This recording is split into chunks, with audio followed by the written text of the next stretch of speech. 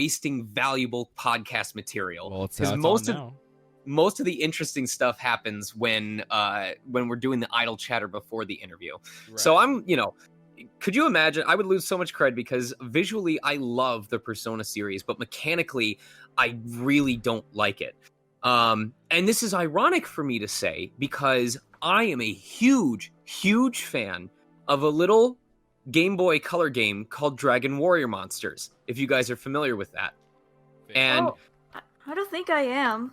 And Dragon Warrior Monsters was basically the Monster Collection side game spin-off of Dragon Quest. It was Dragon Warrior in the United States. That one. Some of you may be more familiar with the more modern spin-off series in the same genre that was Dragon Quest Joker or Dragon Quest Monsters Joker. And they also did a remake, which was Japan only, god damn it. They did a remake called Dragon Warrior Monsters or Dragon Quest Monsters Terry's Wonderland for Nintendo 3DS, but that was Japan only. So here's the thing. Dragon Warrior Monsters has the exact same fusion mechanics that Persona does. You have monster families, and you breed the monsters, and based on the families that you breed will determine the offspring that you get or what family the offspring will be from.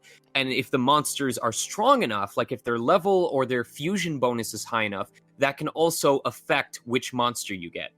So the mechanics are all there. But for whatever reason, I didn't mind it when I was playing Dragon Warrior Monsters. Maybe it's because it was with monsters or because I was too young to care about that.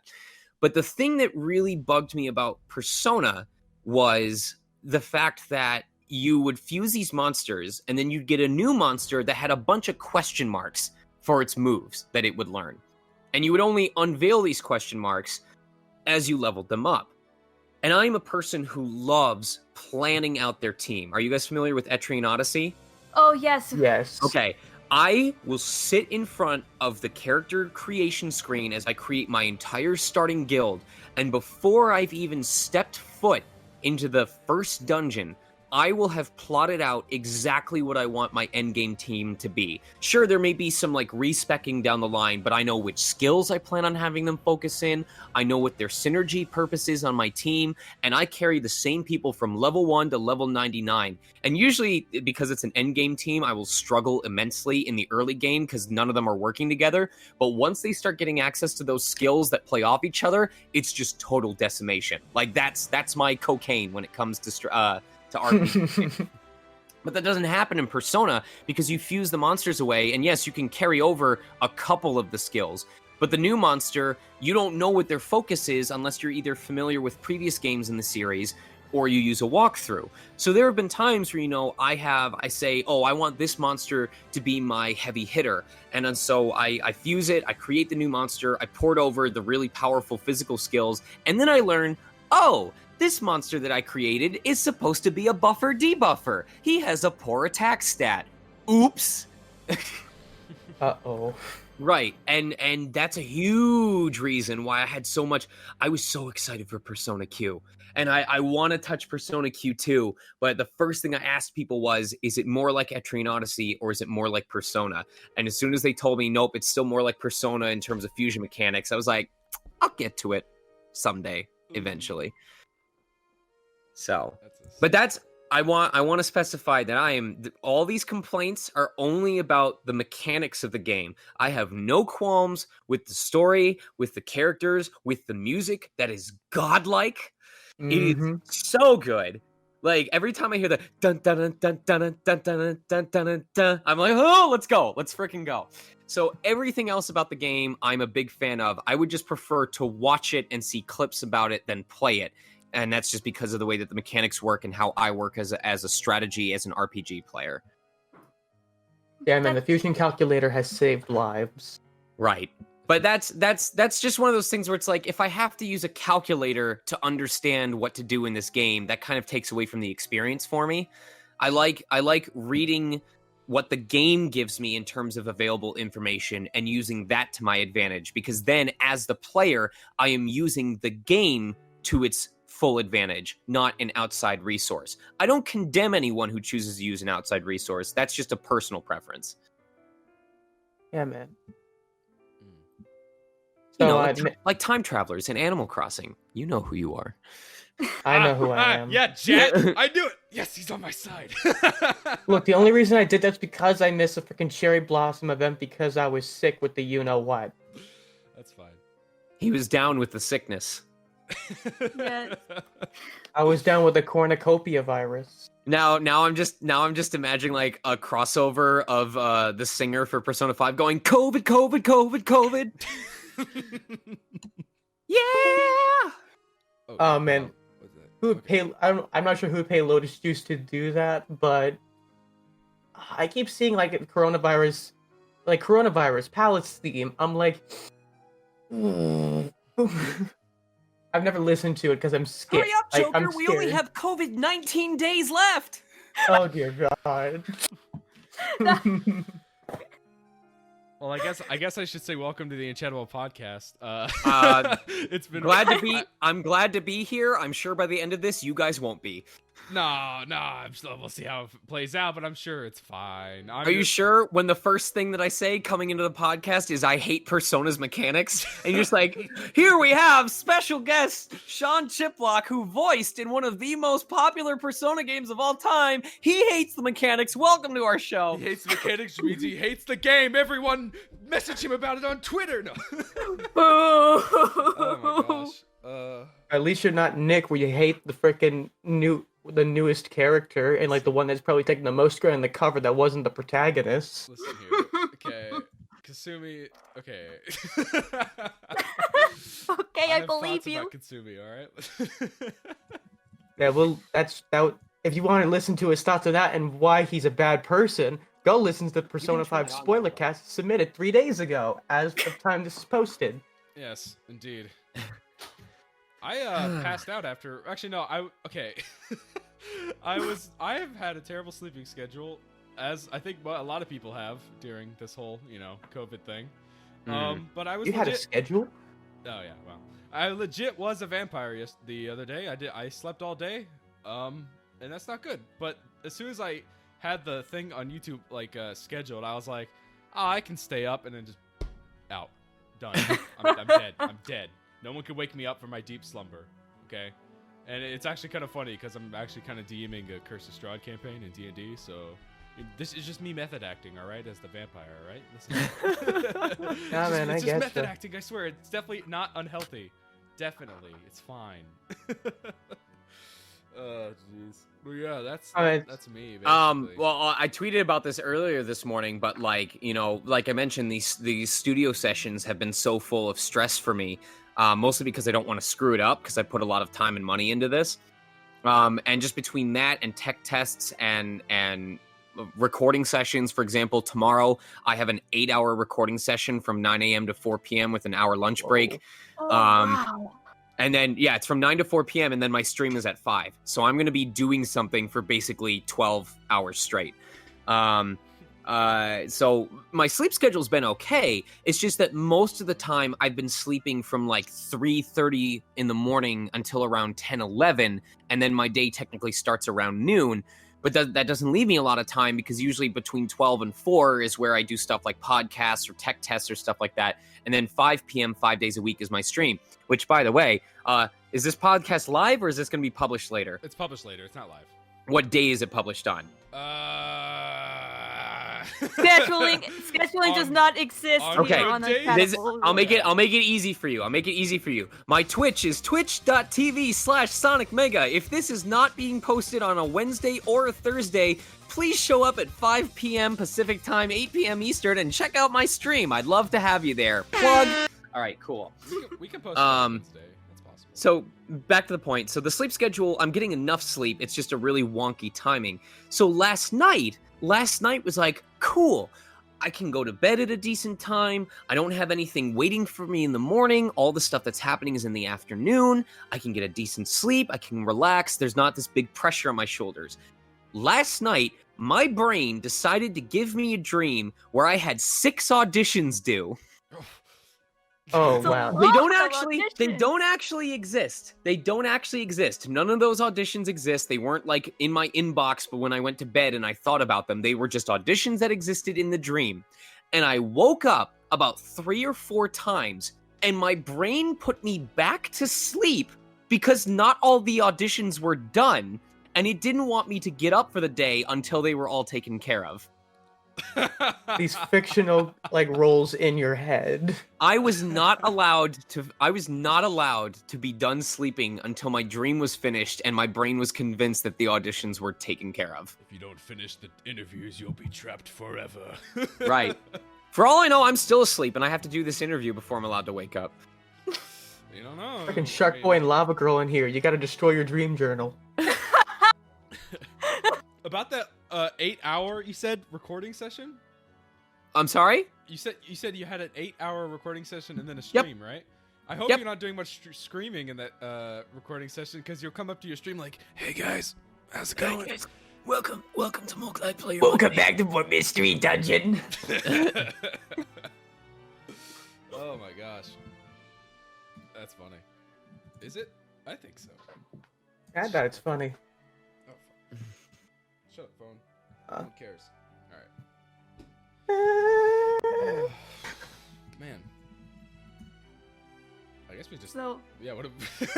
What? It's just silent. I'm sorry, man. The podcast has already started. You got to keep the train rolling. Yeah, I know. I'm sorry. It's really hard. I'm Don't look at me. here. I'm here to answer questions, Yeah. not ask them. Yeah, Jack. Come on, step it up. You're not doing jack shit right now. Hey, that's some fun. Do it, Jack. Release the memes. Jack of all trades. You want memes? No. Mishima? Okay, Yeah, fine. You want memes? How about this? Mista would be upset that there's 4 of us in this call right now. You're right. You're right. And since you're the one who's been contributing the least right now, you're the one who dies. Wait, what? Shoot him. Shoot him. Kill him. Look. I don't know about you, but all of us are on the right side of this call. You're on the far left. You're also the and- most and- like standing out with your color scheme. You know, like yellow. It's pretty. It's What do pretty you different. mean? Well, you know. You I'm know. this Persona 4 account. Come on. You know. It's fine. It's fine. Dang Like it. what's his avatar doing? What's his hand doing? That's It's a peace scary. sign. It's a peace sign. All right. Well, peace out. You're not part of this world anymore. We're gonna Be gone. Mista. rest in pieces. Yeah. Rest in peace. We're fucking gone. Sorry. Oh dear I God. mean, if Sean Chiplock says it has to go. It has to happen. I'm sorry. Listen, he has more clout than us. Okay. Like I have that kind of clout. Sounds like a fucking goiter, man. Like Listen. guys. The doctor came back. He said I have a massive case of clout. No. Oh no. Why? No. It always happens to the good ones. Why? Fucking Mega Man profile pics actually make this funnier. Okay. All right. No.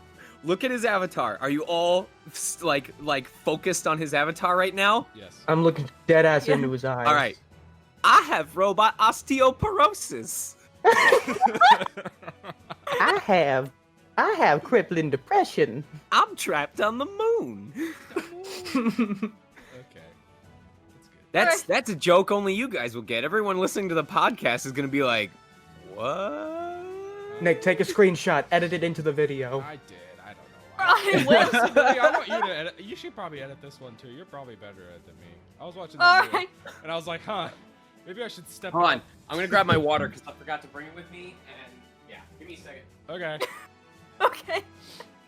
Right, I'm just gonna try to talk about Animal Crossing and Mortal Kombat 11 Aftermath, and then we'll move on to actual interview questions. Or Danganronpa, since he's like a red bear and yeah. Wait, if you want to make Danganronpa jokes, you can make Danganronpa jokes. Uh, Oh, Red Bear, what are you, Charmin? Like, Charmin Ultra, like, freaking Hope cannot defeat the everlasting scent of Charmin You got it. Aftersoft. Yeah, you got it. Yep. Okay. Good. Brought it home. Too bad that Sean wasn't here for this, even though he voices the Red Bear Man.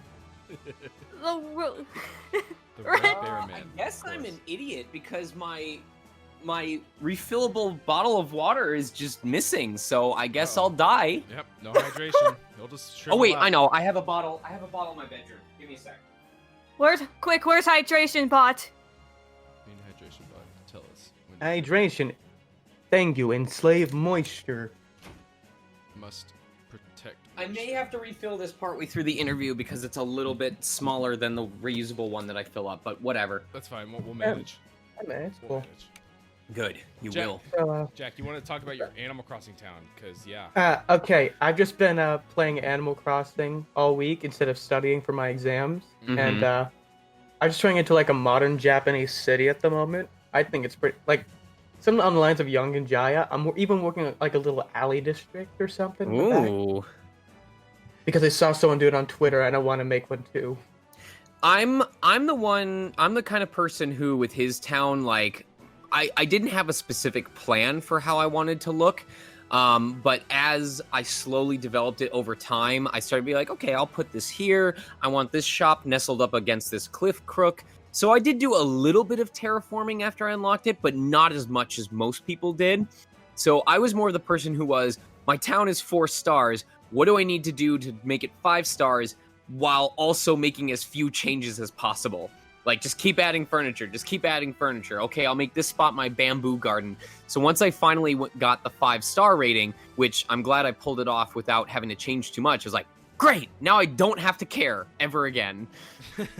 Yeah, I already found like on Twitter, like I noticed that we both share Eunice. I'm like, oh yes, we both share the little dorky. I actually really Shy- like her. I Yeah, really me like too. her. She's not very popular. No one really talks about her, but like in a town that has like Audie who's high energy and Kid Cat who's high energy and all these jocks, having Eunice as just like the laundromat owning sheep who's just very calm and like the introvert in me respects you.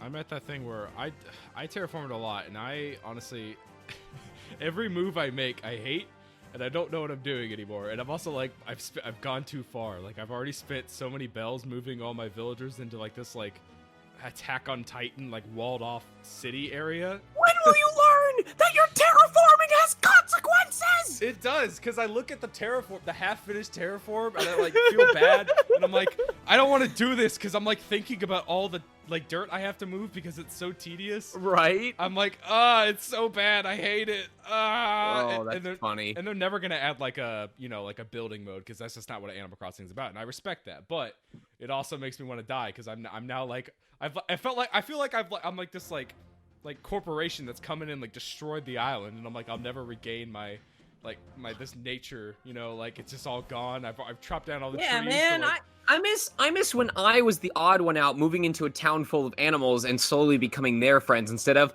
hello, I'm a human being. I know. Run your life. Yeah, like don't give me the control. I've taken it too far. I've become the villain. All right.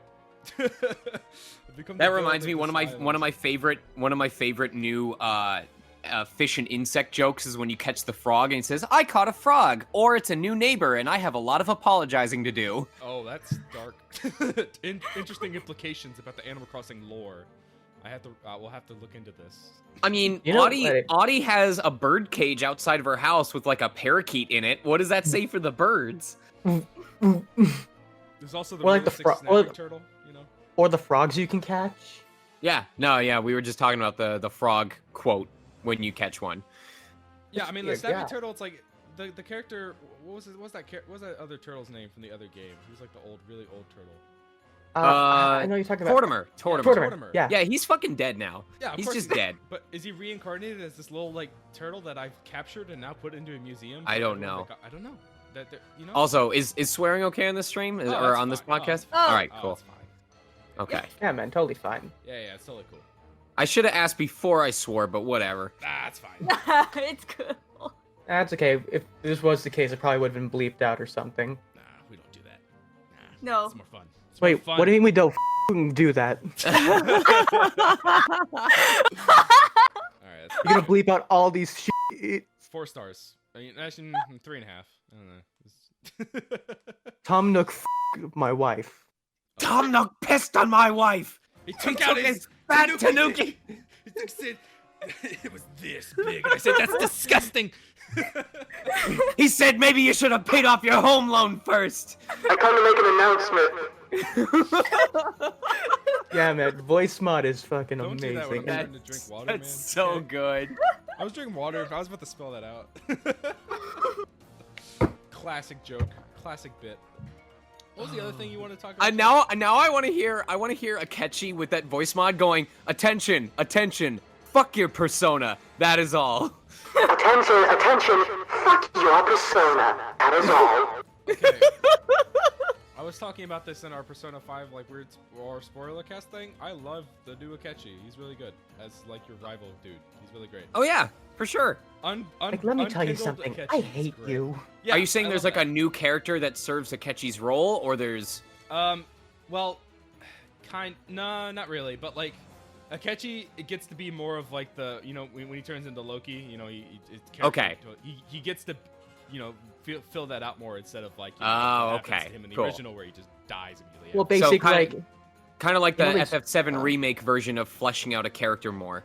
kind of, Exactly, Yeah. You just get kinda, more yeah. time with him to appreciate I guess his real self. You know, he's not putting on That's cool. He's not putting on the face anymore. Yeah. That's cool. you notice the small little like confrontations or events you had before that would rank him up. Now you don't. Now those are just there. They don't really rank him. They don't rank him up for you. They just exist. They And now don't he has count an anymore. He's a proper Yeah, he has an confidant. actual confidant to go through. Oh, nice. Yeah, it's a great confidant too. Finally, I can have someone who backstabs me as much as my real friends. Oh. I'm kidding. I don't have friends. Oh. Okay, I believe you. Jack, what was the I'm other- sorry, were we friends? Did you consider us friends? Wait, why do you sound like a catchy now? I just met you, so. We just met, man. You just met. Uh, and you start talking aside about from- stuff. And I'm like, okay. I'm sorry, I only like 3D girls. I'm sorry, Konoodle, you're only 2D, it doesn't count. It's a Gorilla's reference. If you're 2D, then our friendship has flatlined. No. Well, Yeah, I the mean- only- I mean, it's too late. kind of. You ain't got no comeback from them. It's true. Right? I can't even think of a comeback. Exactly. You're screwed. You're out of the game. No. I'm about to end this man's whole career. That's good, because I want you to leave and don't come back. Marie, Oh. you're getting beaten up by an NPC. How do you feel? How do you feel? I feel attacked. It's not even an enemy NPC. It's just like a chaotic neutral NPC that just exists. No. No, that's a Mishima reference. Don't worry, man. Jack, what was the other thing? What? You said Okay, only thing like topic-wise I wanted to talk about was like Mortal Kombat 11 Aftermath, and because Sean voices Noob Saibot, how they have new freaking Aftermath where he makes 2 clones of himself and he plays jump rope. I may be a bit biased, but that's my favorite friendship in the entire game. Someone animate that. I'll try. I'm We- not me- the best at it. I'm not the Actually, best. Noob Saibot is literally biased because Noob and Saibot are 2 different people, so there's 2 asses, bi-assed. Dude, Hmm. that's fucking smart. You see, this is why. Okay. This Big brain, yeah, big this is brain. It's big brain time. It's biggest brain. Big time. brain move. Okay, Alright. you guys want to move on to the actual questions? Yeah, that'd be good. Okay, I only have like a couple like personal questions, and these are gonna be ones that aren't Mishima. Okay. Weirdly enough, as some of my friends might know, my favorite JoJo character is Guido Mista from Golden Wind, Alright. and like he's my favorite reading through the manga. I have like a figure of him, I have a plush of him. It's awesome, and when you played him, like it felt like I was reading through the manga again, man. You do an amazing job. You got like the right energy, the right vibes, and I just can't wait for the later arcs because that's some of his best like comedy work. But that's not the question. What is the English? Sorry, real quick. What is the English anime at right now? The dub just they just defeated Notorious. BIG. I can't say the 3 letters. You have to say Chase. Oh right. That's okay. the legal reason you have. All right. They defeated the putty monster Okay. man. All right. Sorry. Continue. Was like, what was your favorite aspect of recording from Mista so far? I just like it's almost like a typecasting at this point, but I always enjoy characters that like to relish in moments where they get to flex on the people that they're facing against. It's probably no surprise that I've played a lot of characters that are very high energy at times, often a little cocky, not like mean in their confidence, but just like they play with it. You know, they're willing to exaggerate and they're willing to fully embrace it for the sake of putting on a show. And I love that Mista is super loyal to the crew and he really does genuinely care. And on the flip side, against opponents, he's just a sass master. He's a sasshole. That's a type of character, is the sasshole. Rivali falls under that. Guido Mista falls under that. I'm trying to think of at least one more character. Probably Spade. Spade from Freedom Planet falls under that. The sassholes are like one of my favorite types of characters to play for that reason. So I just enjoyed the time that he got to flex his resilience muscles, to just be like, sure, I'm not the strongest guy in the group, but I am the most persistent, and that's what makes me a big threat. Yeah, I totally agree. And I think Did I lose you guys? No, man. We're We just totally get listening. you. Sorry. I can't sorry. hear you anymore. Hello? Wait, what? Hold on. Did you just get King Crimson again? This is a problem that keeps happening. Nick, I hope this doesn't mess up the recording. I know, can't right? hear him. He just can't. I would hear have. us. My headphones just like went out, and I wasn't able to hear you. Let me plug the headphones back in. Okay. Hello. Okay, now it's just working again. That Oh, was weird. I heard you the entire time, but Whack. then you were like, "Hello." Yeah. Okay. Interesting. Yeah. If you can hear me, the password to my email account is. the 4 digits on the back of my. No, we heard your question.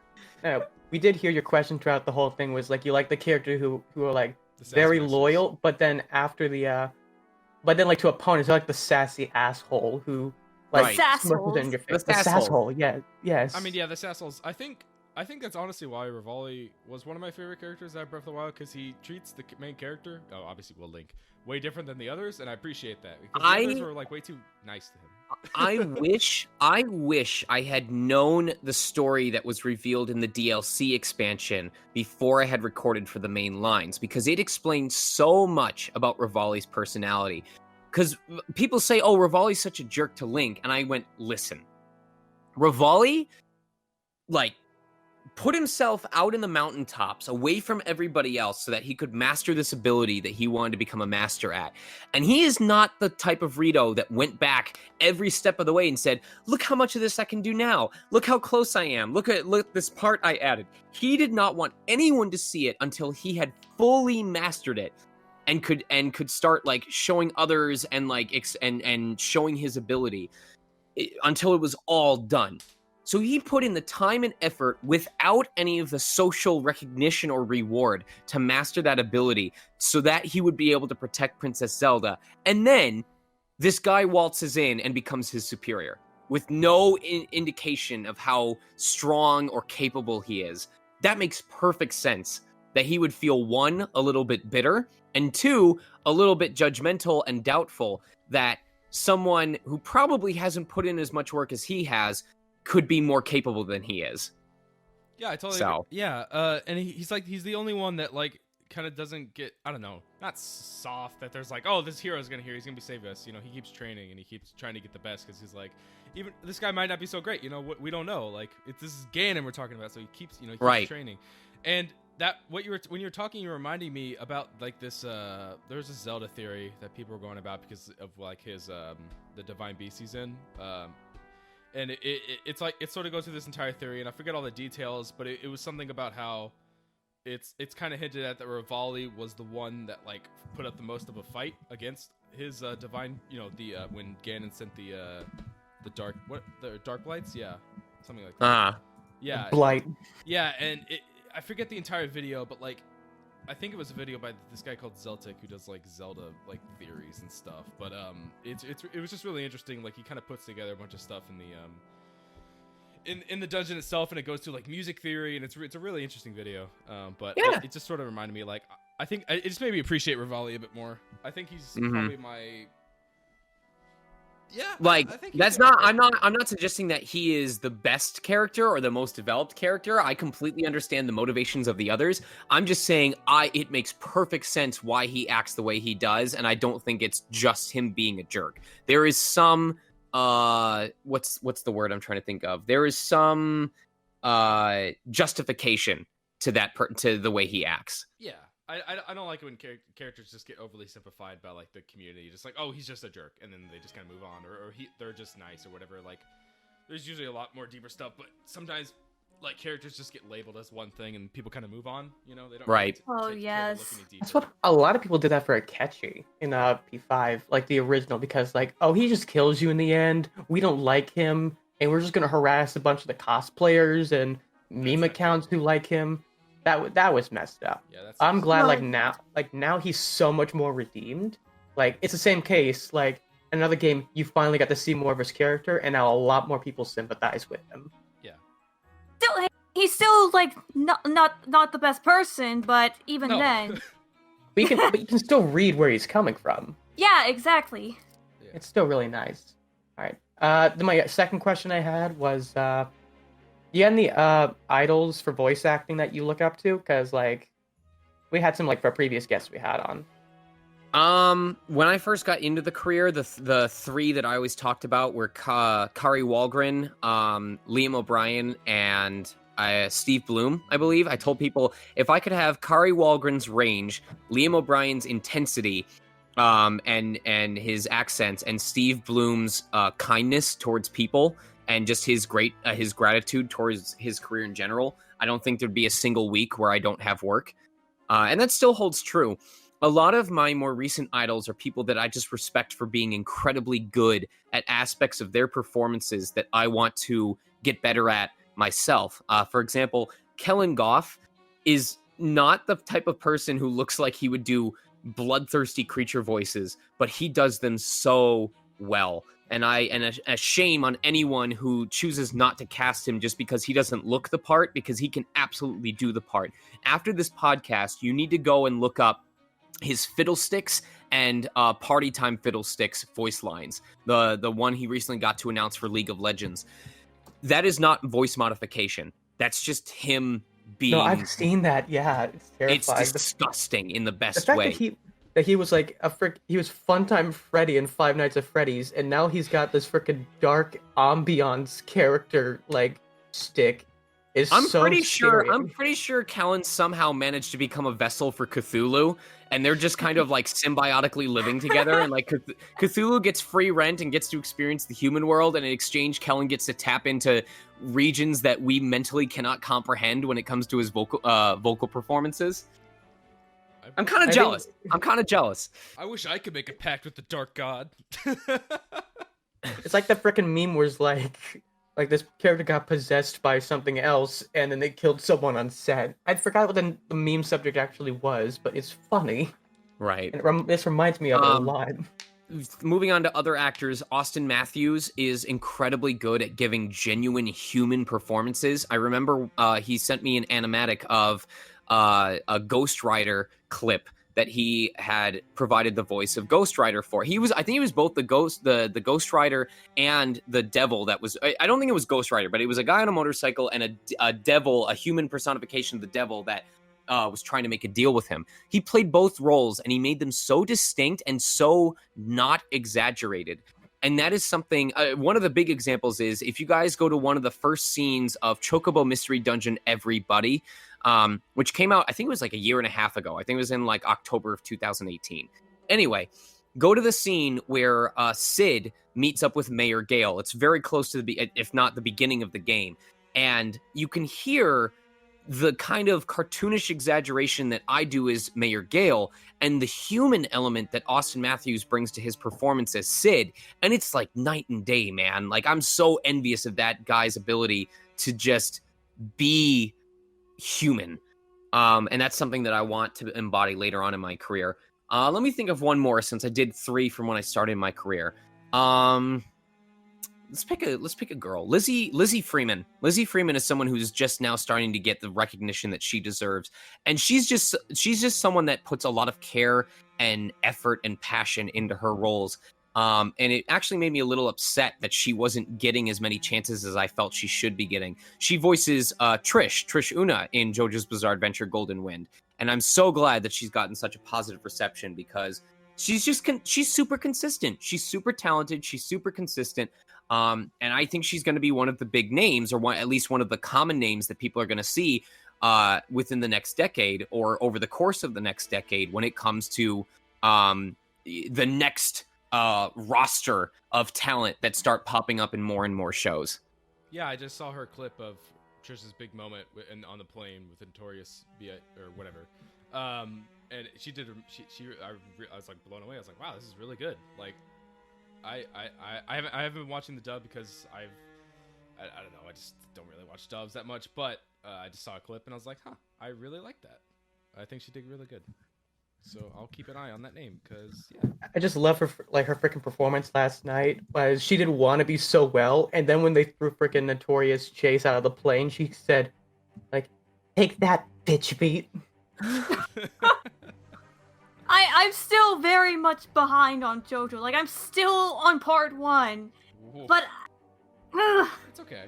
Don't worry, man. Don't worry. Sometime over the face, yeah. Maybe like I already pitched it. Like they already had like the Google Chrome extension for Watch Netflix Together, and parts 1 and 2, and I think they're adding part 3 soon, or they might have already added like the first half of part 3 to Netflix.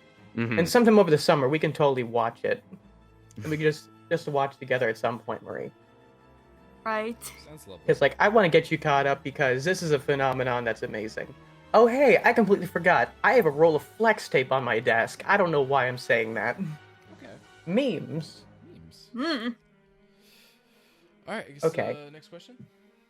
I don't have any more personal questions. Do either of you two have any any questions you want to ask him?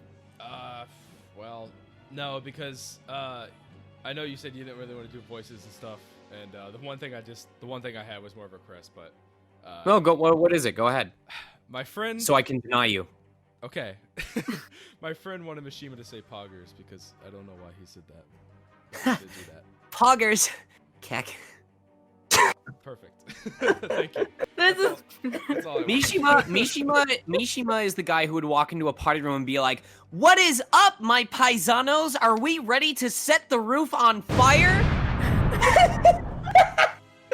Insert I was probably insert seeing the insert the Yusuke clip of him saying That was truly cringe. We don't need no jokers. Let the motherfuckers burn.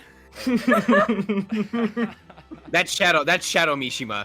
Shadow Mishima's he comes in toting 2 guns on either we'll do it. 2 guns on either hand. He's got like 1 gun, he's holding it in his palm, the other gun's just kind of hanging on his pinky, so he can do like a revolver ocelot. Oh my And he's gosh. like, "Who's here to get fucked up?" And regular Mishima is like, "Mishima, no!" Shadow Mishima is like, "Mishima, yes!" Oh my. Well, I thought Mishima's the kind of kid who would try to come to a Russian roulette party and he brings like an automatic. Oh, jeez. Mishima is the kid who would go to spike a volleyball, manage to spike it into his own face, and then turn around and go, "Did you see that spike? That was so cool!" I have that man. image in my. I already He's have that just image got in the my head. imprint of the volleyball on his face, like covering half his head. This is some love is war shit right here. Like you see that? Like that's my boy. That's my boy. Yes. Thank you. All for right. That. That was great. That was beautiful, man. Absolutely beautiful. Now, Marie, do you have anything for him? I An extra honestly dimension, maybe? Maybe. Add that Z-axis. How though? Just do it. You just put a Z before it. They had Mega Man X, then they made Mega Man ZX. It's not that hard. All you gotta do is just write a Z on your forehead, and there. Now you're in the 4th dimension. Right. Okay, I just Right. did that right now. What do we do, boys? Come on. All right. Oh, Okay. Well, we're gonna. Looks like we're gonna move our way into the common questions. Okay. First one, a lot of people did ask this was I'm basically summarizing up. What was the most interesting / fun part of Mishima's voice recording sessions, and what did you think of him as a character? The most interesting part of voicing Mishima, and this is actually quite a vulnerable moment, is that part of why it was easy for me to get into his character was because a lot of his personality embodied parts of my own. Not the abuse part, thank God. Although it's something that I could identify with because back in college, I did 4 straight years of sexual assault and peer education. Okay, I should express that I mean it's education about sexual assault and education towards your peers. Not I did 4 years of sexual assault and 4 years of peer education. That is a very important distinction to make. Well, welcome to Dr. Phil. Jesus Christ. Someone is going to take that out of context and try to ruin my life. But no, I did. That's actually how I met my wife. I did 4 years of education and performance skits regarding sexual assault and health. And so I am more familiar with, signs of abuse and like trying to provide resources for people who have been abused, than I expected. But also because when we go to Shadow Mishima's side, a lot of what causes Shadow Mishima to come into existence is this feeling of being left behind. And especially in my early career, I dealt with a lot of not violent, but very persistent green-eyed jealousy. Just this feeling of what I'm doing is not enough, or I'm not welcome in the group, I'm not good enough to be a part of the official group, I'm supporting, and they include me, but I'm not one of them. Does that make sense? Yes. And I don't deal with it as much, but I'd be lying if I said it was completely gone. And it was just something that was really easy to identify with, just this feeling of, why can't I be one of you? Why can't I join you guys on your adventures? And as much as it sucks to say this, it happens in Persona games as well. The fact that Mishima is a confidant, or confidant, I don't know how it's pronounced in the game. But you have all these spin-off games like their appearance in Smash Brothers, or this new Strikers game that's coming out that I don't think includes Mishima, or Dancing Star Knight, Dancing Moon Knight, where pretty much the whole main cast shows up, but Mishima as a side character is not welcome back. So I don't get to be a part of those universes or a part of those crossovers with the rest of the cast. And it hurts. It's no one's fault, but that doesn't mean it doesn't hurt. And so that's just something where it's like I can identify with that jealousy of the character because I want to be a part of this stuff, but that doesn't mean I'm entitled to it. And it can be hard to deal with. So I think that's one of the interesting things that a lot of people don't know is that sometimes giving a great performance for the character means recognizing the parts of that character that, for better or for worse, reflect parts of your own life that you can bring genuine emotions to. Yeah, I mean, it's really quite interesting. Lorbo's like, yeah, damn. Yeah, exactly. Agreed? I was thinking like that's so interesting that like. I mean, I guess it kind of makes sense that like you'd be like, oh, this role that I assume you're being offered, it's like it's kind of similar to what I've been through. I think I can really bring this to life. If you want a safe answer, you can just replace it with this one. For me, the fun part of voicing Mishima was I got to say internet jokes. Haha. But like, no, I that's really interesting because as Mishima's confidant was it's probably not. I'm not gonna say it's my favorite because I don't want to do that thing where it's like, oh, everything you do is my favorite thing, because that's a bit, But are you saying not everything I do is your favorite thing? Jack, get me out of here. Oh, Rick, I'm sorry. You kind of dug this grave. Now you gotta lie in it. Morty, you're not helping me, Jack. What's wrong with you, Jack? We're supposed to be buddies. Jack is my Morty. Oh, God, there's a new episode tonight. Wait, what? And does that mean Konoodle is Summer and she just doesn't want to be involved with any of this? Yes. Probably. That's exactly what's going on. Because basically she's like an older sister to me, so it works. It works. I mean, it's true. The lore works out. But no, I really do. Oh, jeez. Oh, jeez, Nick. Get the hell out of here, Morty. Oh, God. That's really good. I did not... That's really good. Thanks. I don't... Okay. Okay, April Fool's Day. We just record in Rick and Morty voices. All right, write that down. Rick and Morty real-time fandub when? Shut the fuck up. Okay, but... It's just Rick and Morty saying poggers the entire time. Poggers, Morty. It's okay, Boxman. Eventually, you'll be able to move forward. Eventually. And then eventually, yeah. All I want to say is I just enjoyed Mishima's confidant. That's all I really wanted to say. I was gonna say something. Hey, more, he has one of the best special abilities too. Oh, it's great. Yeah. It's amazing. Yeah, unlocking Kawakami. Honestly, I don't care. Most of the time when it comes to games like this, I'm not bothered if people don't like the character. Like, cool, whatever. You know, you don't have to consider mine the best character or the best performance. You're not the one cutting my check. I'm not going to be bothered by it as long as you support the game officially. But when people are like, yo, Mishima's Confidant ability was the first one that I maxed out because it's so useful. Or back when Shin Megami Tensei 4 Apocalypse came out and they were like, yo, Navarre has one of the best partner abilities in the entire game. I'm like, hell yeah, I'm valuable. Well, yeah, it really is though, because it gives you back. The XP is so good. Because I hate when you're like, oh, you use this team for a while, and then you look at your other team members, you're like, oh, they're like so low level. But if you just go with Mishima, it doesn't matter. Just forget about it. Everyone levels up. They're doing fine. The others could just sit back and like chillax while the others do the hard work, and they get XP. It's fine. Don't worry about it. He's Yeah. basically the EXP share.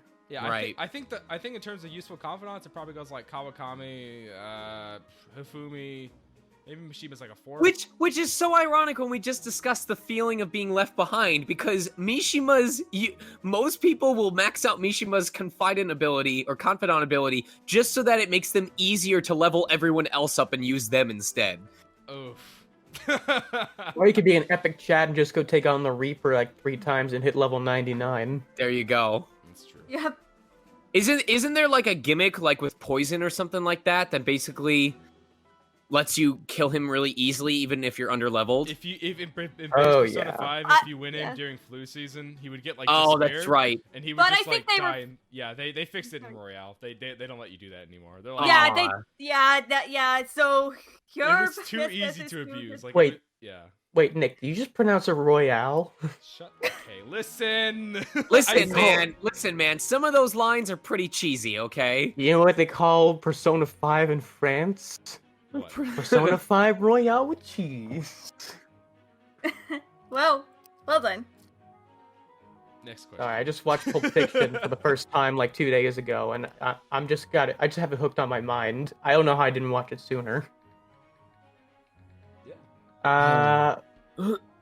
Okay. I guess we'll move on to the next common question. Are there any roles or franchises you'd like to voice in at some point? Are there any roles that I would like to voice at some point? Or like franchises too? That There is one. The big one is Etrian Odyssey. Like, I would love to be a voice in Etrian Odyssey, and I don't even necessarily have to be a story mode character. I would just love to be like a male voice option that you can select when creating your character, so that like, you know, when you create the character, I might be the one in battle who's like, I'm ready, let's do this, you know, stuff like that. That would just be the dream. I don't know if it's ever going to be possible because I don't have hard proof of this, but I think the studio that did the dubbing for Etrian's series blacklisted me, possibly? So, oh dear. I don't have proof of this. This is pure conjecture. I'm not making any claims, but there was a point where I worked with them, and now I don't, and I don't get auditions from them either, so I don't know what happened. I've tried to reach out to them, but it might be a lost cause. So I try not to dwell on it too much, but that's just a fact of life. Other than that, you know, there are things I don't know what the future holds. You know, like when I moved out to California back in 2012, I had no idea that I was going to be in a Nintendo first-party game, much less a game that is not known for having voiceover in any fashion. So, you know, I had no way of knowing that I would end up becoming a part of Breath of the Wild. So as much as I want to say, oh, I'd love to be a part of this, I'd love to be a part of that, I feel like that's allocating, like, effort and emotional attachment to things that aren't guaranteed, and it could be better spent just doing the best job I can on the books, the gigs I currently do have booked, and just having faith that if I care for myself and I keep myself abreast of industry trends, that naturally, organically, I will find myself involved in projects that are very meaningful to me, even if I don't even know about their existence right now because they haven't come into existence. Right. Like, you know? Yeah, if you set yourself up to like, I need to get into this, you'll, I don't know. Right. Like for example, you know, I can talk about stuff like since Trials of Mana just got a remake that came out and Secret of Mana got an HD remake, there is absolutely a part of me that hopes that Legend of Mana gets a remake because it's the next game in the series. And of course, is hoping to high heaven that I get auditions for it, much less get a chance to be a part of it as an official character or 12. But the more I think about that, the more I open myself up to the chance of being really hurt and sad if either it doesn't happen or worse, if it does happen and I don't get auditions for it. Because, you know, Trials of Mana happened and I didn't get to read for that at all. Like it was, I never got a single chance at auditioning for that. And the same could happen for Legend of Mana. So given the option to think of roles that I would like to play, I feel like for my mentality, it's healthier if I just go, yeah, it'd be cool if that happened, but I'm not going to think about it too much. I'm going to just do the best I can and hope that I get to be a part of some cool stuff along the way. Makes perfect sense. I think that's really good advice, actually, for anyone who's, if they, you know, getting into the industry or anything like that. Right. The total feeling of one taught me love, one taught me patience, one taught me pain. Yeah. All right. Next question, I guess. All right, next common question that I know you're probably already like revving up for was, if Mishima had a persona, what kind do you think he would have? Oh, if he had a persona of his own? Mm-hmm. It'd be based on Dr. Jekyll and Mr. Hyde. Ooh, I was just thinking about that, yeah. I answered this on Tumblr previously, but I don't know if that means his abilities would change, or like when he's at a higher HP, like the Mr. Hyde comes out and he can be more aggressive and use more attacking skills. Whereas if he's like below 50% HP, it becomes, you know how like there's some Pokemon that have different forms, like Darmanitan can become more aggressive, or like Aegislash has a defensive and an attacking form. Yeah. So I don't know if that would be OP, or if it can be something where like he's forced into it, so it can affect your battle strategy if you let him take too much damage. But basically that he'd be Mr. Hyde, more aggressive when he's above 50% HP, or Dr. Jekyll and more defensive oriented when he's below 50% HP. But I just think not only in terms of battle mechanics, but it also fits in with the idea of how we saw two halves of Mishima. We had the half that was more shy and more docile and more vulnerable when he was being taken advantage of by Kamoshida. And we have the half that was more outgoing, more spirited, more energetic after he grew to be affectionate with the Phantom Thieves, and he realized that he had people who cared for him and who would look after him. Okay, yeah. I mean, that sounds really. I would like that. I think a lot of the personas, like the in the game itself, they played a bit too similar. Like you had like Yusuke and Ryuji were kind of your heavy hitters, and then you had like Morgana and Makoto who were healers, and then you had Haru and On who are magic dealers, which is fine, but like I think like a character that like is, I don't know, just used is a bit different in terms of like how they play. It would be interesting. Mm-hmm. Yeah, like a cat, like a crow. Yeah. Yeah, totally. All right, I think we're done with common questions. Now we're shifting into the actual like user submitted questions that are unique. Let's see. These first two ones are from user named Zoe, I think. Zoe, there's no Y. I don't know. Okay. What? All right. First one was, what did you always think of voice acting as a child? I was apparently involved in voice acting before I even knew what voice acting was. Because my brother and I would play co-op games on Nintendo 64, like Bomberman 64 The Second Attack, and we would take turns voicing the characters because that was during an era where there was often dialogue but no voices. And that's part of what made me appreciate Mega Man Legends a lot more, is like, I enjoyed the game as itself, as a game, and then once I got deeper into voiceover and I came back and played it again, I was like, yo, this is a game that came out during an era where most voice acting was an afterthought, and it's actually good, you know? So we would, you know, one of my childhood friends and I would play Final Fantasy 12. We would do voices for all the NPC characters in the towns in between major story cutscenes. And it was just one of those things where, like, it never occurred to me that this was a thing that people did. Like, hey, that the voices that the boss is making in Japanese when he goes, "Ochu!" Yeah, that's a Japanese person doing voiceover. or the cartoons that you watch on Saturdays, the anime that you watch late at night. That's a thing people do. And it wasn't until I saw a clip online of Troy Baker in the studio doing the voice for Abel Nightroad in the middle of a session that light switched on for me. So it's hard to answer that question because apparently I was doing voice acting as a child. I just didn't recognize it as that until later on in life. Yeah, and by the time you realize that, you're like, oh, I'm already voice acting. Yep. Okay. You have to understand, as a kid, first I wanted to be a dinosaur. Then I wanted to be Simba from The Lion King. Then I wanted to be a veterinarian until I learned that vets had to draw blood from animals, and then my legs gave out and I decided that wasn't for me.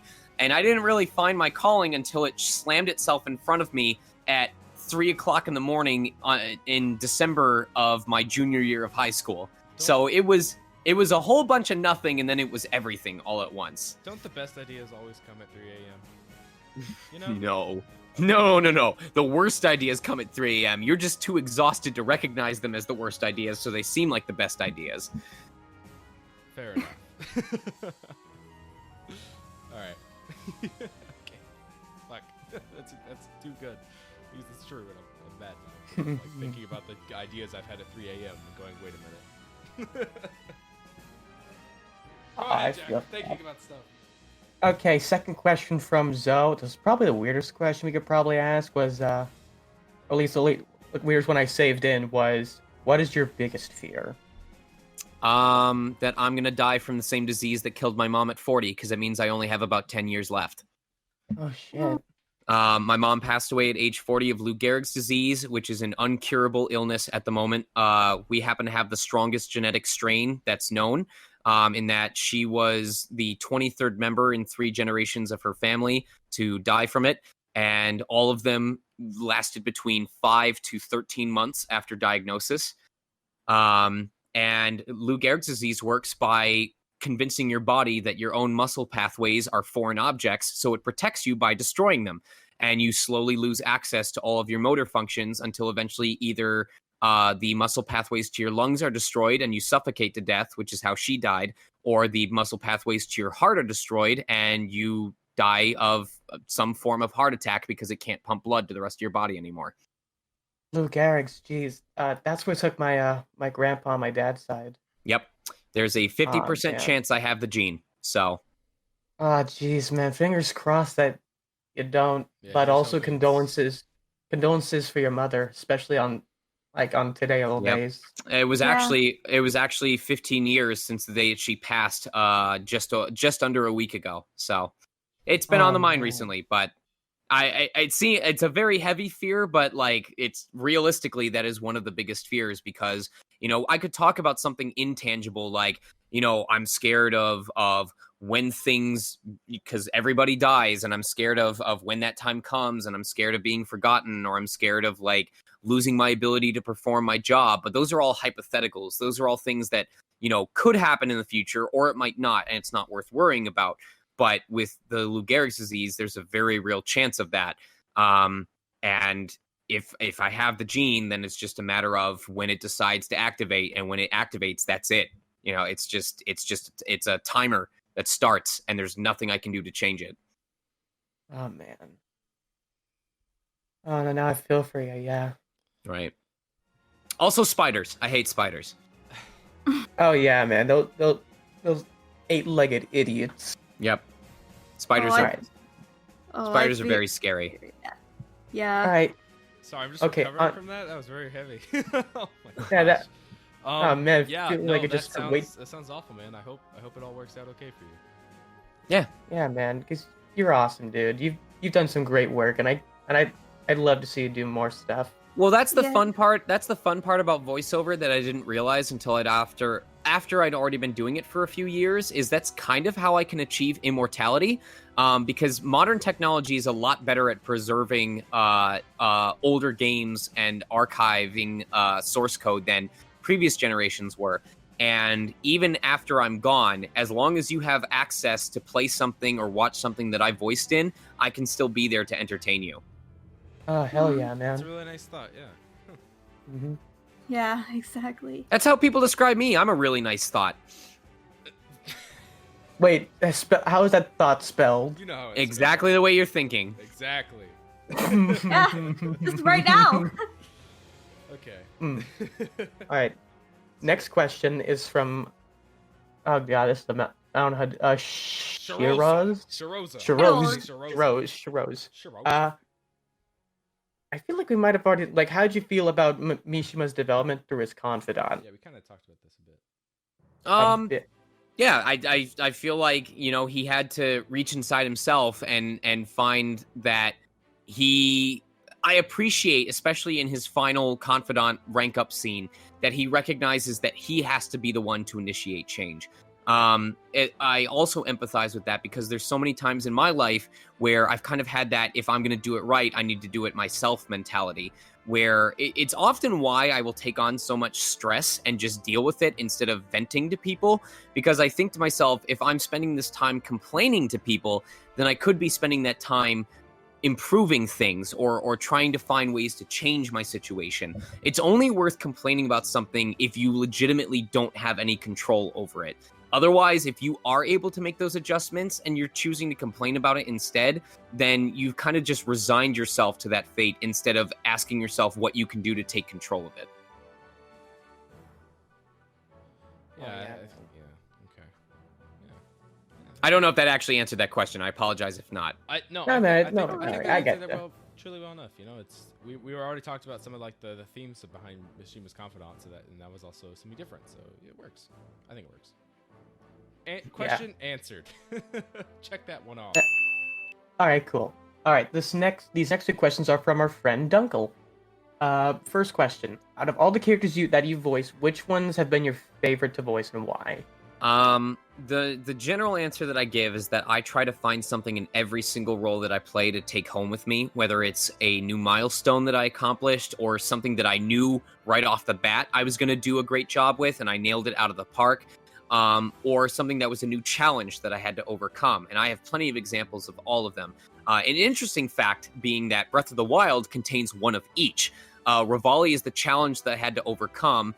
Deku Tree was the new milestone, and Teba was the one that I knew right off the bat what I wanted to do, and it was exactly what they were looking for. And so what you hear from Teba is 100% my vocal creation with no tweaks in the studio between headcanon voice and official game voice. So with that in mind, I try not to place too much attachment to one role over another. However, if I had to pick a role that I feel the ratio or the difference between how proud I am of it and how much recognition it got is too different, and I wish they were more balanced, that would be Subaru Natsuki from ReZero. Yes. Just because it was the first time that I had been trusted with a major, not even just a major, the lead role in an anime series before. Like, if you go to my BTVA or any of my IMDb or any of these other sites that archive the roles that I played, in comparison to my colleagues, my anime portfolio is very small compared to my video game portfolio. Like, most of my anime portfolio is, I am the gym teacher in this one series. I'm the guy with eyelashes in this other franchise. So Subaru was the first time that I'd been entrusted with a major role. And God, what a hell of a role to take on for a first major role, between having to authentically cry and having to scream my lungs out for 45 seconds straight, even though he wasn't the focus of the scene. He was literally just a background voice while a different character talks over him. And just so much love and effort and sweat and literal tears and even a little bit of gagging. Like, there are a number of the times when Subaru has to like throw up blood or like choke on something or vomit, and I I couldn't listen back to the playback because it activated my gag reflex to listen to it. Oh no, man! I totally get you. Like, from watching it, I can tell like must have been so difficult because like you basically have freaking Groundhog Day guy completely dying over and over again. That being said, the way that it was timed just didn't work out because the company in charge of dubbing it and the company in charge of marketing it are the two biggest competitors in the dubbing scene. It was just, I'm not implying anything happened. I'm just saying I would not be surprised if there was some resistance to wanting to market the show, because the company in charge of marketing the show would be marketing a dub produced by one of their biggest competitors in the dubbing business. So, and the fact that the contract with Crunchyroll was separated very soon after it came out, so the licensing or the rights to who was allowed to show it were up in the air, and it just feels like a show that fizzled out of existence almost immediately after it came into existence. And so it exists, and people know about it, but it was not given, it never aired on Toonami. It was really wonky on where you could watch it online for a time. And it just feels like a bunch of unfortunate circumstances that hindered the show from being seen by a wider audience. And so all that hard work just didn't get a chance to be appreciated. So.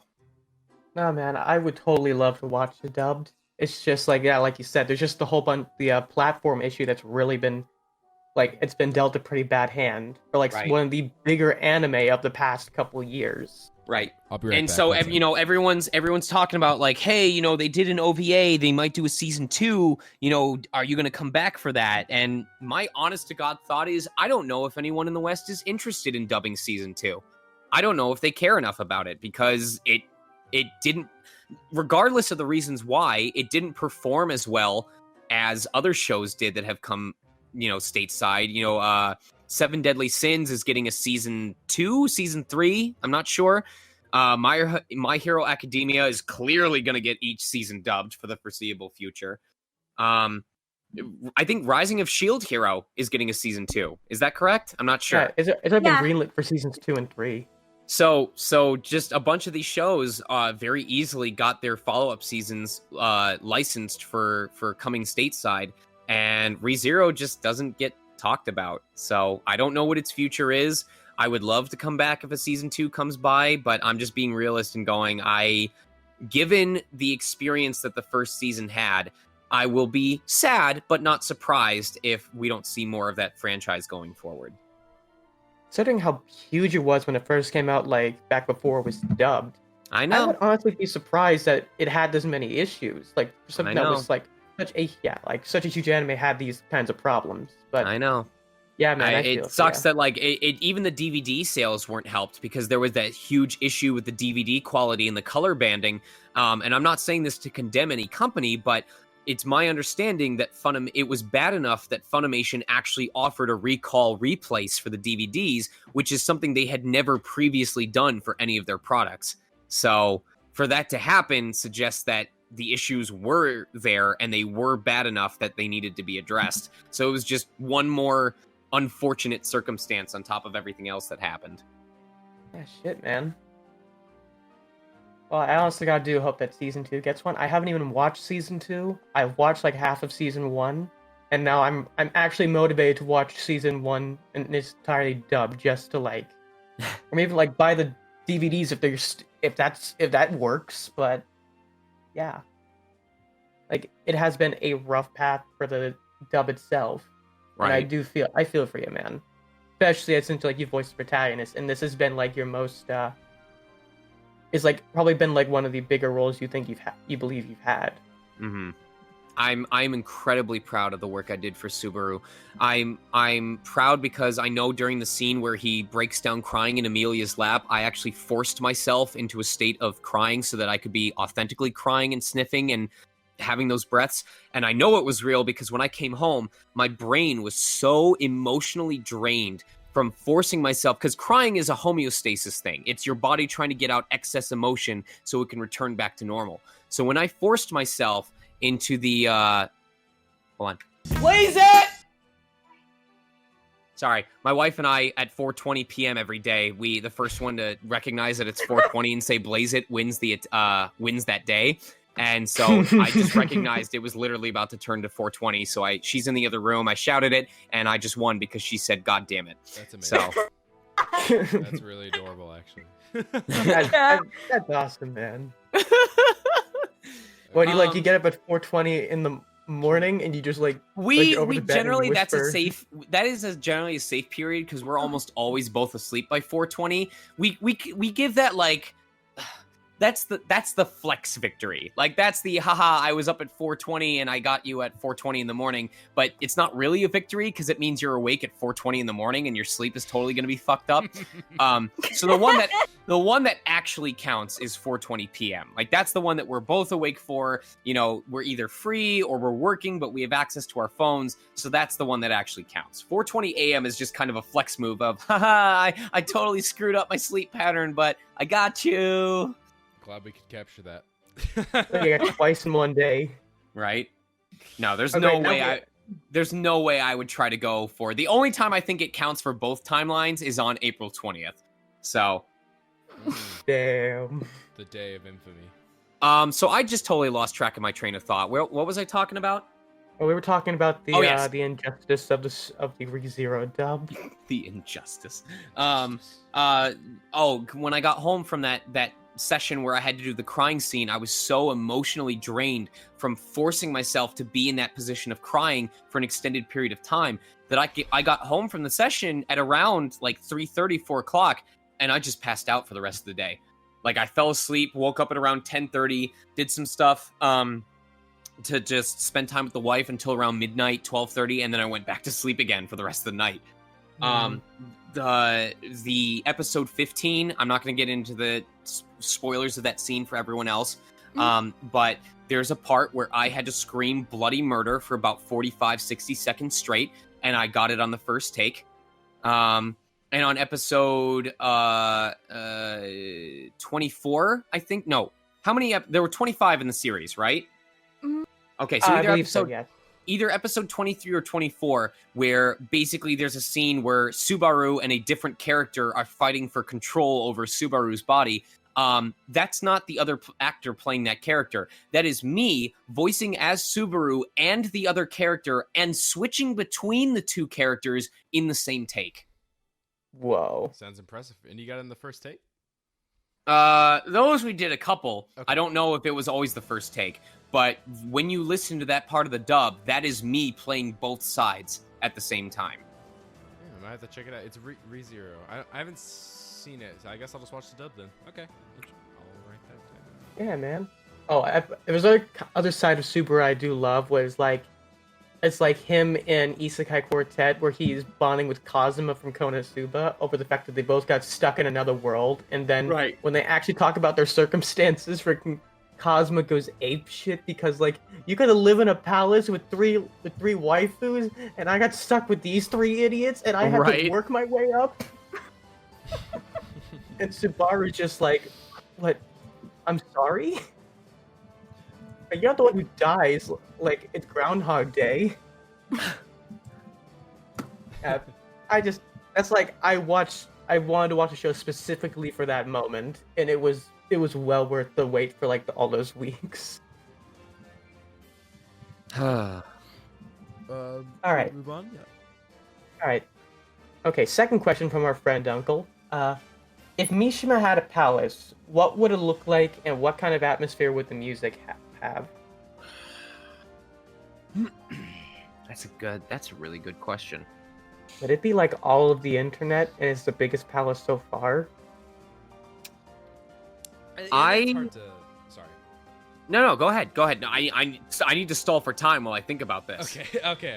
I'll try and stall. So the internet, I don't know. Whenever you try and like personify the internet in like video games and stuff, it's really hard to do it without making it just seem like, I don't know, like too crazy and stuff. Like you definitely don't want to go like a Wreck-It Ralph way where it's just kind of like boring and just like there's like brands everywhere and like whatever, you know. And it's like, yeah, I guess you could make it just like a bunch of wires and stuff, and like, but it just seems like, I don't know, that seemed like a bit like hard to perhaps look interesting. This is just me throwing something out there because I haven't had a lot of time to think about it. But are you guys familiar with Yume Nikki? Oh yes. I like the idea of a palace where the different rooms are separated by different aspects of Mishima's personality that either don't coexist because of how incompatible they are for each other, or he forcibly doesn't allow to interact with each other because it creates cognitive dissonance. Because here we have a character who I just feel to some degree more than the others has had to live different lives. There's his pre-Phantom Thieves life, his abusive life that he's had to have be a part of, and the life that he has after he's able to recover from that and become more confident. There's his personal interest side, his interest in like internet culture, which doesn't necessarily mesh with the side of him that wants to be a part of the Phantom Thieves, because there's some of that social contrast that happens. And I think it would be interesting to experience a palace where each of these different portions of the palace are represented by those different facets of his personality. The internet junkie, the abused kid, the confident wannabe self-made hero, the part that's jealous, and maybe that part of the palace is decorated with all of these paintings and photos that resemble parts of the Phantom Thieves that he wants to embody, like a persona, or him receiving a trophy from the city or something like that. I think that would be an interesting way of approaching this multifaceted character. Oh, hell yeah. What do you think his treasure would be? That's a good question. That's hard to say. Would it be like The root of his desire. all of the fan Well, it's site, the or treasure is the root of the desire. So like what first formed. Like, Okay. those or feelings. we can just make it fun? Just say the treasure was the friends we made along the way. Okay, well. I'm thinking, because it has to be a tangible physical object, right? Yes, because once they Right. take it, it doesn't have to be the same, like in the palace, it doesn't have to be the same object that they take out with it, because when you take Kamoshida's crown, it comes out as his metal. When you take Madarame, I guess the Sayuri was the kind of the obsession. The Sayuri was the Sayuri. Yeah, that's true. But like for saying Kamoshida, like they didn't come out with the crown, they came out with the medal, which is because Kamoshida thought of his medal as the crown, because he's like, oh, I'm the best. That started what Kamoshida became. Sorry that I'm delaying so much to try. I want to give a good answer, not just throw something out that's memey, even though that might be very fitting for this character. No, it's totally okay. I think like I just thought of something was Probably basically a computer server. Like, I was thinking like maybe like a PC or something. either an actual PC or something that would serve as a hub that allows him to connect to the internet or access the storage container for the forums that he runs. Ooh, I just came up with something. You know how like in Kanashiro's palace where it's like all these gold bars and they gotta like load them into the car? What if it's just like a giant like PC server tower that they have to take out, and it takes like all three of the guys to carry out with them? But then when they get out, it's a Phantom Thief poster. Well, I don't think they would have a poster, but like, I see what you mean, where it's like they carry out the server and then they come out and something like that. But like, maybe I don't know, maybe the first Phantom Thief card, that'd be weird. No, would that be weird? I don't know. I think that'd be weird. Yeah, because it was plastered all over the board. Of course, there's a chance he could have he taken would one of probably them. take one if he was gonna start the fan site. I think that might work. Maybe, yeah. Or it's the volleyball that Kamoshida just squared him in the face with. Well, I don't think that's what started his desire. I think the Phantom Thief postcard more than anything, because it starts that desire of, like, I want to be like the Phantom Thieves because they saved me. They save people, and I want to do that too. That totally works. Yeah, I mean, that's what I would think. I think the server as like the weird like manifestation. The server represents the fan site, and what started the fan site was that first card, because he's like, oh, I want to make a group for this. I want to. Yeah, I think that could work. That'd be. I think that's my answer, I guess. All right. Next thing, we have a pair of questions from user Mintam. First question is, do you think it's important to have things in common with the character you're acting as? And I think you already pointed out with Mishima was like, just like the mental abuse side of it. Yeah. Even if you don't directly identify with the things that the character goes through, I think it is important to have elements of your life that are similar that you can tie to that character. Like, even if it's not a similar event, something that happened in your life that gave you a similar emotion that you can then use to connect to that event and say, okay, maybe this event for this character feels the same way that this event in my actual life made me feel. And I do think that's important because the biggest part of what helps us connect to characters is not how funny or entertaining their performance is, it's how much we can connect with them. So a human, authentic, genuine performance with real emotions is always going to be better than a flanderized character with a one-note personality that we just go, haha, yeah, that's their thing, I get it. So, yes, it is important. A mutual connection definitely hinders a performance. I can totally see that. Definitely. All right, second question is, what were your thoughts going into the recording for Operation Maid Watch? Oh boy. I mean, I'm not particularly bothered by it. I've voiced a lot of weirder stuff. I've even been in some adult productions, so it's not something that bothers me. You can tell that Max Middleman as his character had an absolute blast with that scene, and I'm so glad he got to have fun with it. Especially in P5R, it's like, I mean, you're a dude, right? Come on. Right? Right? Like, right? Right? Like, whoa. Okay. Yeah, no. Like, if I had been in that character's shoes, I would have wanted to do it the same way. Like, I love when I get to play stuff up like that. You know, like, that's fun, and I'm glad he got to capitalize on it. I just like when Mishima comes up and he's like, I'm in, like, I want in, like, he's just like, this operation. Yep. Operation that made me Maid Watch laugh. is a go. Yeah. He gave it the name. He's like, we gotta make this official. That's what I enjoyed about that. So yeah, I guess that makes sense. I mean, I'm sure you've done a lot of stuff, especially since you voice a lot of anime, so it's gonna happen. Right. Yep. Bro, if we're talking, that's considered tame to some things you probably voice. So if Max Middleman in P5R, if that was like his energy spike, I could totally see your energy spike being with Mista, especially after the fight with Gyakyo and White Album, where he's like being healed by Giorno. Yes. The golden suck. The golden suck. The golden suck. I love Golden how everyone appreciated how I went falsetto for that. You went you went beyond the limits with his performance, and I love it so much. I still love that scene, like that Operation Maid Watch scene, It's a great especially scene. in Royal.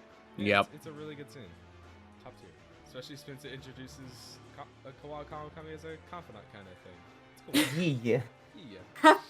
Yeah. Alright. Jack. All right. And then the last set of questions are from last set of questions are from Max TB.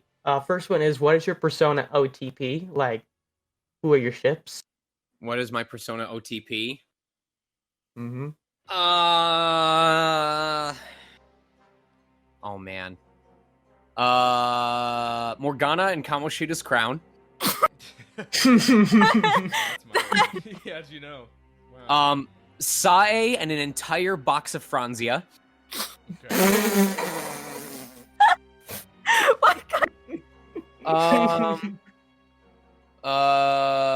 Let me think.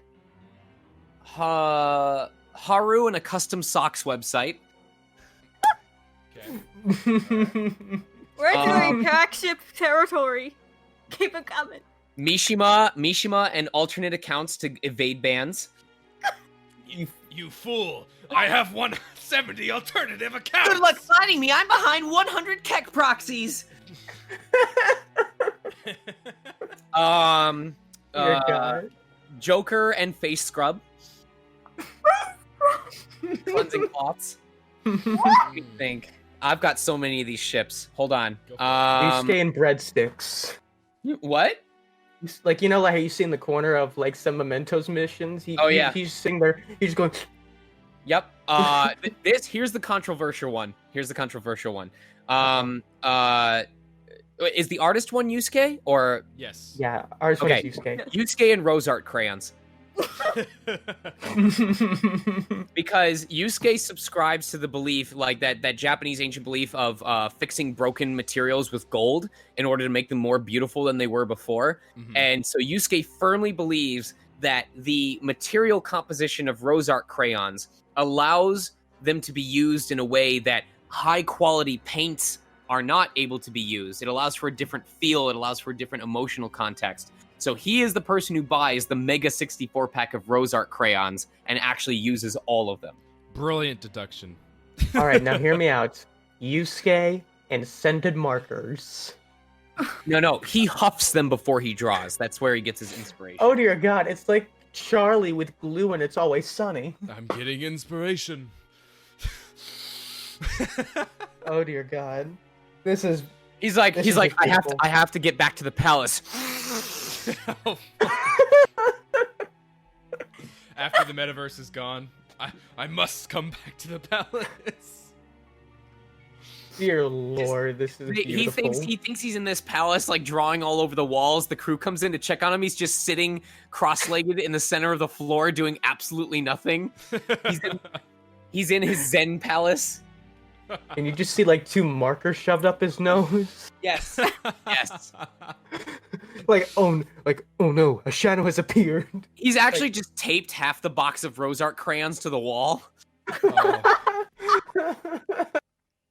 But because there's no ventilation in the room, as soon as it starts heating up in the middle of the day, the wax starts melting, and then eventually he comes down from it and he sees like the melted crayon wax on the wall and goes, "Brilliant." I understand perfectly. Oh my God, that is just. That's canon now. That bit is beautiful. That's my headcanon. Literally, Ryuji comes in and he's like, "Hey, what's up? What you up to, buddy?" And Yusuke just yells out, "Art!" Literally, that's literally Yusuke. I am doing art! I love it. I want to hear Matt Mercer say that at some point. I would like to, but we no cons. All the cons are canceled. Damn it, I want to cosplay as Maruki and carry around a box of Wheat Thins and tell kids about my depression instead of listening to theirs. Oh, Lord. Okay. Alright. Any more? Or we're going to move on to... Any more, like... Ships. Are we running out of crack ships, or are we going to move on to the next question?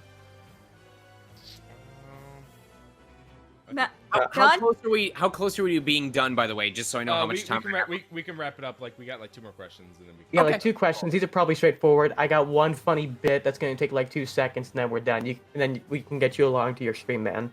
Okay.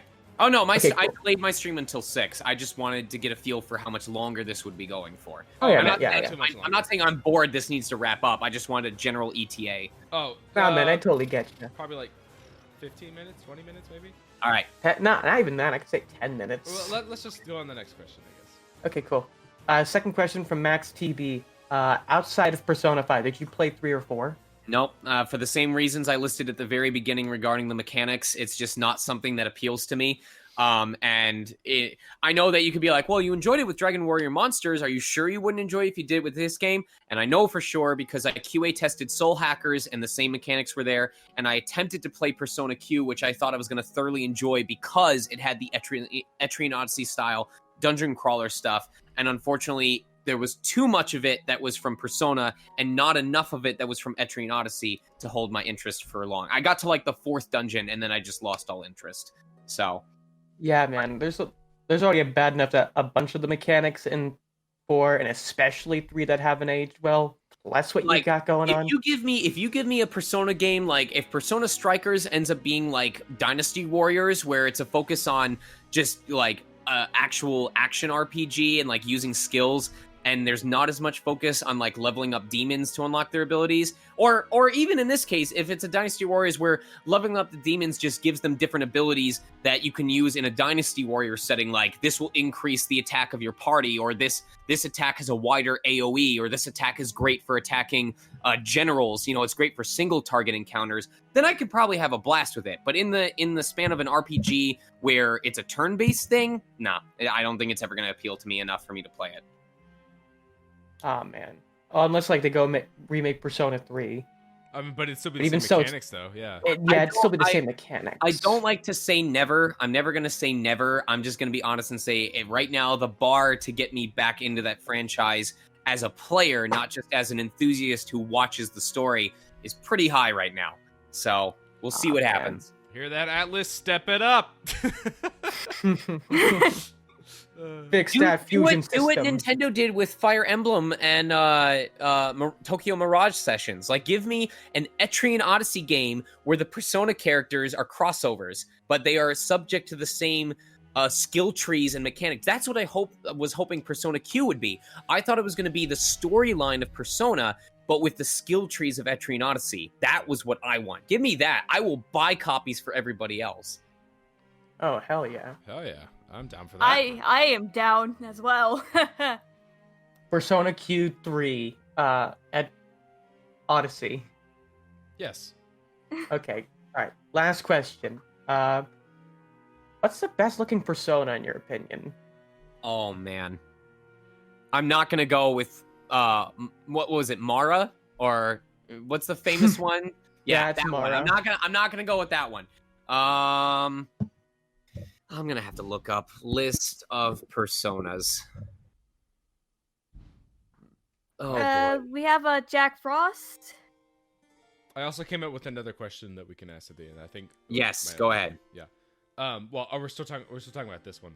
I guess. Well, he's got to take time to search for Oh yeah. it. So Okay. Well, you can do I was it gonna time. say, since you were talking about the music earlier, and I think a fun question is to always ask is, what's your favorite song? We'll go with song from Persona 5 just to keep it simple and not like. Okay. What's my favorite song? Yeah, from Persona 5. I think that's a good. What's the one that's the word desert is in the title? Rivers in the Rivers There's in a the desert. Rivers in the desert. It plays Yeah. during the final 2 fights. Yeah.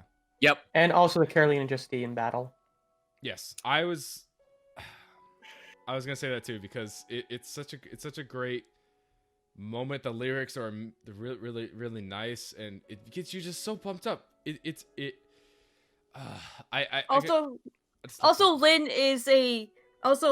is amazing.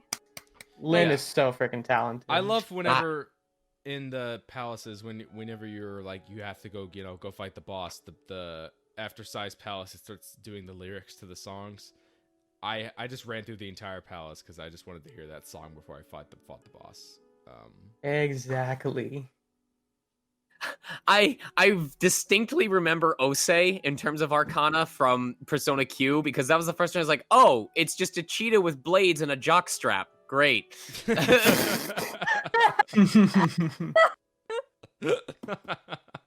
Amazing. I like Belphegor, who's on the toilet. Dionysus is an eyesore, but that's pretty cool. I'm basically looking at all the Arcanas from Persona 5, so or all the Persona options from Persona 5. Right. Sandman, I remember Sandman. Nikomata, Jack Frost, I like Jack-o'-lantern is a simple but really cool design. I really do like Jack-o'-lantern. Yeah, the floating jack-o'-lantern with the wizard hat and all that kind of stuff. Yeah, that's good. Yep. Really simple. Jack Bros from the Virtual Boy getting onto the Switch when? I remember Silky from Soul Hackers. Titania, I remember Titania. Dakini, Lamia, Odin. Oberon is pretty cool. Mm-hmm. Yeah. Barong, Eligor, Koryu. I generally like animalistic personas, so like Koryu, like the Sky Dragon, like he's really cool. Daisojo, a lot of these have really cool designs. Like, it's hard to pick one that I enjoy the most. Parvati, Narcissus, Saki Mitama. Hello, I'm a yin yang with a face. Those are so weird. Or little tiny gremlins with moons for faces. It's like You the know, freaking it's McDonald's at night guy. This may still feel like a cop-out, but I like Festive Skeleton Bitch from featuring Dante from the Devil May Cry series. Matador? Yeah, from Nocturne. Oh my god. I went to MomoCon 2 years ago with Nick over here, and when we went, there was a cosplayer who dressed up as Matador. It was amazing. Really good. So when they went okay, characters went in Persona 3, 4, and 5. He just got to be in all of them. He got Right. everything. I like Siegfried and Anubis out of bias because I did voice samples for both of them in the past. Addis looks really cool. He's kind of like a Mummy Rayman. That's interesting. Oh god, Hecatoncheires is... Big hands. Ooh, Lots of Orthros? hands. Orthros is a good boy. He gets 3 pets. Oh, we have Long Cat. Who the hell was that I just missed? Inugami. Freaking Meowth from Dynamax Meowth. Hope Diamond. Oh, that spirit's creepy. What the hell? Oh my God, Pisaka. What the hell? Oh yeah, Pisaga's my main in Royal. Oh my He's God. basically I like to think of him as like the thing. That is Like freaky the thing, as hell. like the thing Oh, in the Makami movie. is just a spirit ferret. Mhm. I love Makami. I want Byakuo as a personal pet. Yeah. Aw. Incubus. There's Mara. Yeah. Yeah, Mara. What Woo! what a classic. Good old Mara. Always there. Oh, apparently Mara has its own Showtime like cutscene ability in Scramble. Oh. What? Oh. Yeah. Sounds lovely. Lilith Can't wait. Lilith looks really cool. My wife would like the design of Lilith. Mhm. Yeah, there's a lot to enjoy. Succubus is really solid. I actually really like that design of Succubus. And I like your Lunger just because he's a fused sour gummy worm. Oh yeah, that. Oh my god. Or we have the freaking all those freaking tiers with faces. Right. Yeah. Dear God. All right. Well, I guess it's really hard to choose. So I think just like best looking persona is just we'll just show all those on screen. Just be like, yep, those are Yep. cool. No, they Well, that's all gonna have take some something. They editing. all have something to appreciate. Yeah, so I'm not exactly. going to leave any of them behind. Yeah, of course. Right. I guess that's it. I think I have. Oh, I have one last thing to ask Sean Okay. about. It's real quick. What SCP containment unit did this break out of? What? Wait. What SCP containment? Oh.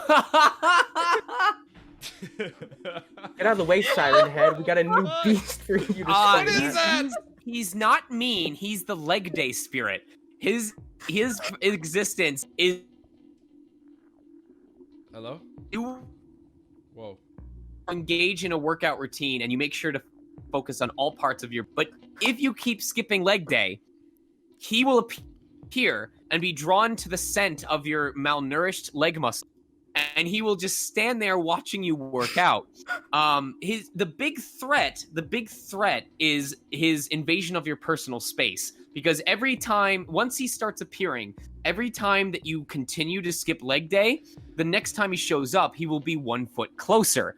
Eventually, he will literally be standing right up against you in your personal space, making it nearly impossible, not completely, but nearly impossible for you to do any of your other workout routines until you proceed to start remembering to do your leg exercises. Once you do the leg exercises, he will be 1 foot further away until eventually he's far enough away that he just phases out of existence and the timer resets. So he is a gentle but uncomfortable reminder to not skip leg day in your workout routines. Dear fucking Lord. SCP class Keter. No. SC Danger Class Kegel, because Yeah. Kegels are important and they are a part of leg day. Oh dear God. Okay, that's great. All right, that's perfect. That's a good way to end that. Perfect way to end this. Yeah. Do you want to plug your Twitch again? Yes, the Twitter and my Twitch are the exact same. It's Sonic Mega, so twitter.com/Sonic Mega or twitch.tv/Sonic Mega. The big thing I tell people is you don't need to feel pressured to subscribe to me. I'm not doing it for the money. I just want the average viewership necessary to hit partner so that I can relax and be able to stream what I want to stream when I want to stream it and not have to worry about metrics. Because after you hit partner, you get access to a whole bunch of perks like multi-streaming and stuff like that aren't available to people below partner. And once you hit it, as long as you stay active, you can't lose it for suddenly dipping below the certain number of average viewers. So please, show up to my streams until I hit partner, and then you don't have to show up anymore. It doesn't matter to me. I just want to have access to those so that I can continue supporting my colleagues who also stream, and so that I can have more freedom in what I want to stream, because I don't have to worry about whether it's interesting enough for more people to show up. So, and we have lots of fun games too. Like I do multiplayer Mondays where we can have viewer battles on Smash, or we do Jackbox games.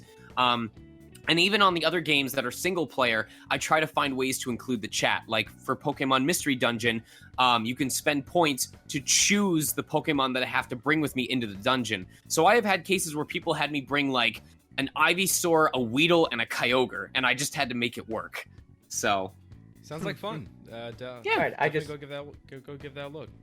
All right, and I mean, yeah, thanks so for coming on, the man. one with the It's electric amazing. profile picture. thanks for having me, dudes. I appreciate it. Yeah, and I guess that's it for That's this been fun. episode. All right. Bye. Bye. Bye. Bye. I hope it was entertaining for you.